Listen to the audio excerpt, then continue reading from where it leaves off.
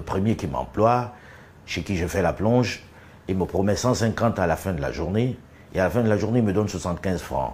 Il me dit, si vous n'êtes pas content, Mamadou, ne revenez pas demain. Voilà, ça, c'est le début. Et ça vous forge un caractère.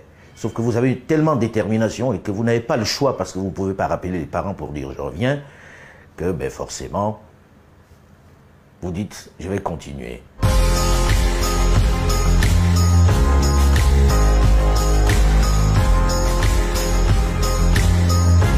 J'arrive en France le 11 septembre. 11 septembre à l'époque ne signifie rien, 11 septembre 79, et je suis un gamin, un petit gamin qui n'est pas attendu.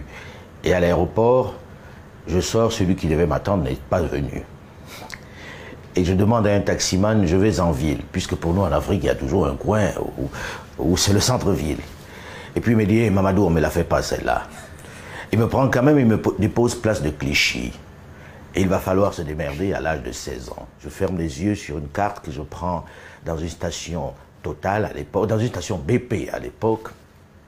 Je ferme les yeux, je mets la main sur une ville et ça tombe sur Reims.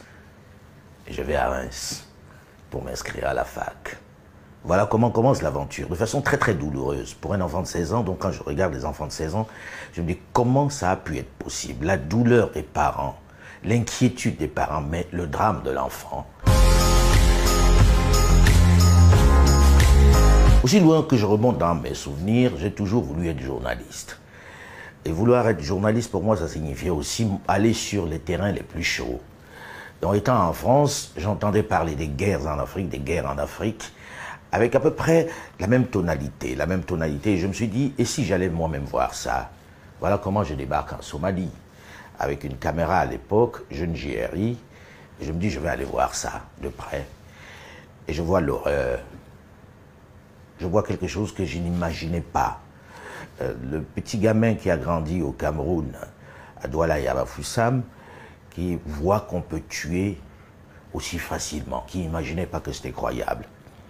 Je me dis, il faut montrer ça au monde. Sauf que je m'intéresse plus aux causes de la guerre qu'à la guerre elle-même.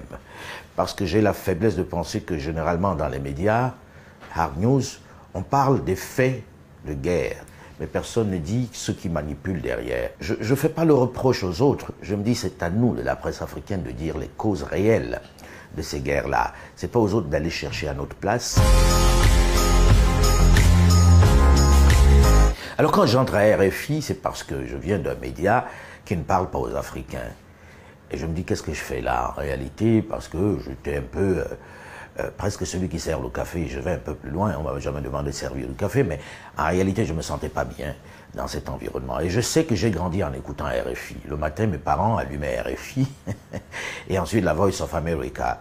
Et je me suis toujours dit, si je vais travailler dans la presse, je travaillerai soit à RFI, soit à la Voice of America. Et l'opportunité m'est donnée par un ami avec qui je travaillais, qui est Alex Taylor, qui me dit, ça serait bien si tu rejoignais la maison RFI pour apporter un regard africain sur l'Afrique.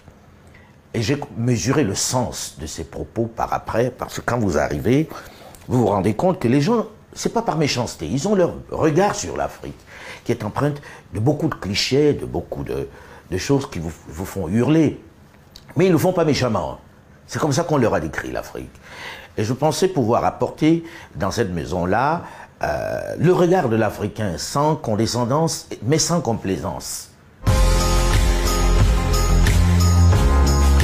Alors pour moi, c'était un moment important, ce prix Nelson Mandela, parce que c'était le prix de la Fondation Nelson Mandela et qui ne pouvait pas être, on va dire, accusé de complaisance ou d'arrangement. Et je ne les connaissais ni d'Adam ni d'Ève. Quand j'ai reçu ce mot, j'ai été flatté. Et on m'a dit que c'était parce que Archives d'Afrique était un rendez-vous important et qu'il fallait faire Archives d'Afrique aussi dans d'autres langues. Je ne savais pas que ceux qui étaient de langue d'expression anglaise m'écoutaient. Ça m'a touché. Et puis qu'ils aient revisité ma carrière, je me suis dit peut-être que je suis finalement utile, que je ne suis pas aussi le mauvais garçon que certains présentent. Oui, ça m'a touché profondément. Et je pense que parmi les prix que j'ai eus, j'en ai eu à peu près 12 ou 13, c'est celui qui m'a le plus marqué. Alors l'aventure YouTube est une aventure un peu particulière. C'est que j'arrive à un âge où j'ai envie de parler, où on arrive au legs. On a envie de parler aux plus jeunes. Et parler aux plus jeunes, c'est dire aussi les erreurs qu'on a pu commettre, que les gens de ma génération ont pu commettre. Et peut-être c'est parce qu'on n'a pas su faire qu'il faut dire aux jeunes, qu'il faut reconnaître auprès des jeunes que nous n'avons pas su faire. Pas parce qu'on était plus mauvais, mais peut-être parce qu'on n'était pas suffisamment équipés. Et le seul endroit pour parler à ces jeunes aujourd'hui, c'est pas sur les médias mainstream. Je regarde mes enfants, ils n'allument jamais la télé dans la maison, et quelques-uns même ne savent pas pour qui je travaille.